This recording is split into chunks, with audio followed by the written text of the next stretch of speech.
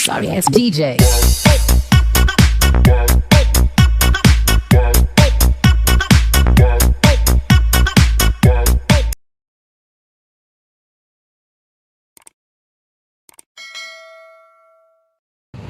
What's up mga kapulido, Genix Motor Parts.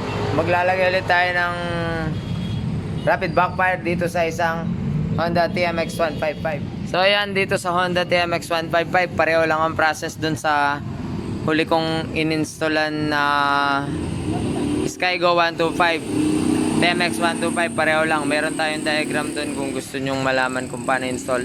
Gagamitin ulit natin ay Placer relay at saka SPD relay at saka wire. Yun lang ilalagay natin mga kapulido. So simulan na natin to mga kapulido. Okay. Kailangan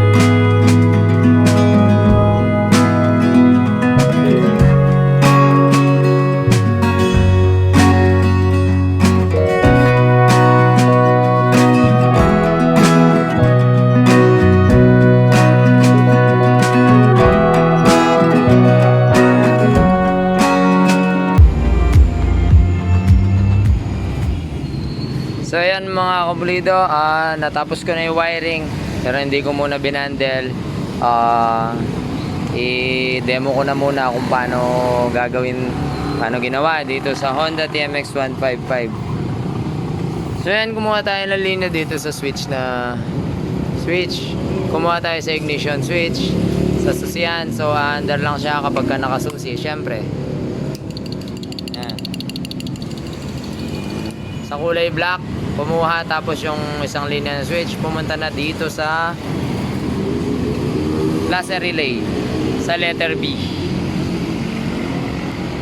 Ayan, letter B. Sa letter B yung sa switch.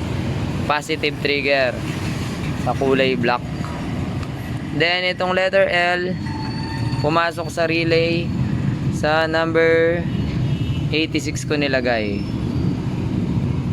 Then yung number 85 at saka number 30, 85 tsaka 30, pinagsama ko sila sa iisa.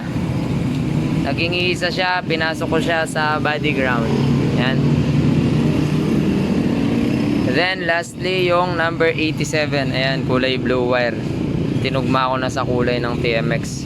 Kulay blue wire, number 87, nilagay ko sa pulsar. Ayan, pulsar ng Honda 155, blue wire na may kulay yellow line.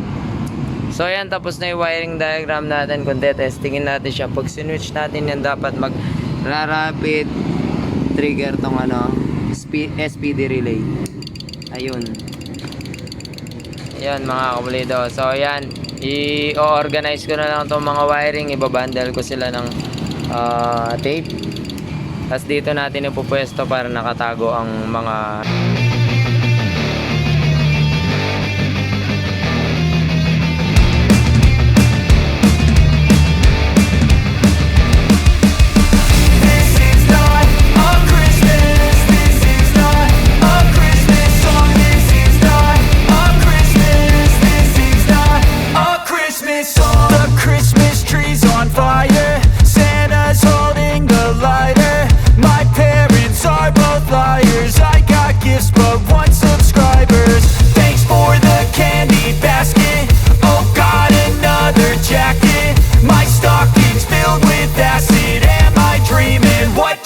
happened.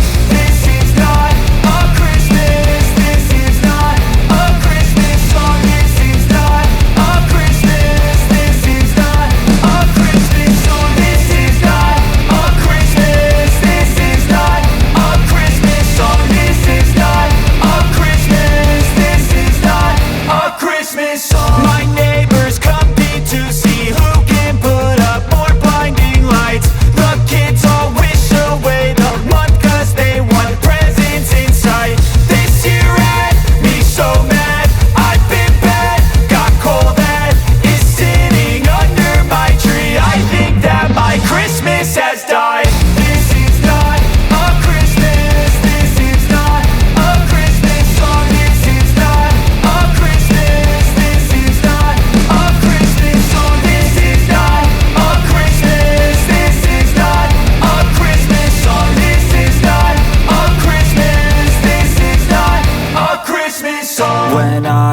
was just a boy. Christmas brought so much joy.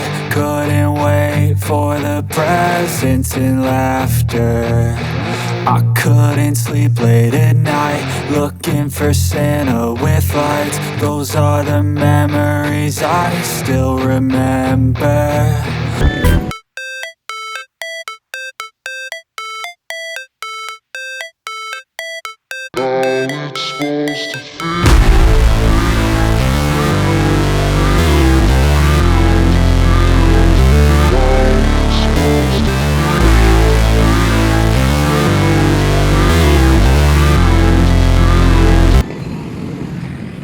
Okay, testingin na natin to mga kapulido. Ayan, preparado na, tapos na. Nakalagay na. Mga kapulido, mag-a-advise na ako para sa mga hindi pa naka-experience. Ayan yung mga gantong makina. CG, Rusi, TMX 155. Sa bagong taon, wag nyo pong pakasagad-sagad yung birit ng RPM. Masyado pong delikado yan kahit stock pa yung makina ng mga yan. Huwag nyo siyang pakakabirit ng sagad na naka-neutral, yung sagad-sagad. Kahit wala pong rapid backfire yan, may tendency sumabog ang makina niyan mga kapulido. So yun, kung magbibirit kayo sa bagong taon, mga saglit lang isasagad, saglit lang, tas baba ulit, saglit, baba ulit. Basta wag birit ng sagad-sagad. Hindi po maganda yung mga kapulido. Baka matsyempohan yung valvula, sabog ang makina niyan. Kahit stock pa yan or kahit hindi naka-rapid backfire. Sa rapid backfire, ganun din. Hindi naman kailangan sobra-sobrang sagad. Ibababa rin natin mga kapulido. So testingin na natin ang mga kapulido. Start muna natin. Genrix, magingay.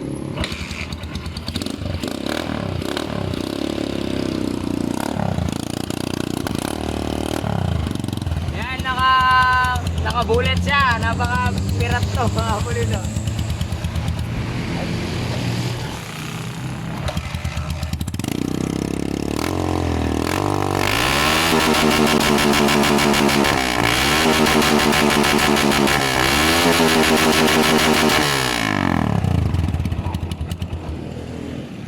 Pwede na yun, baka magreklamo na yung kapitbahay natin. Pulidong gawa at Genrix.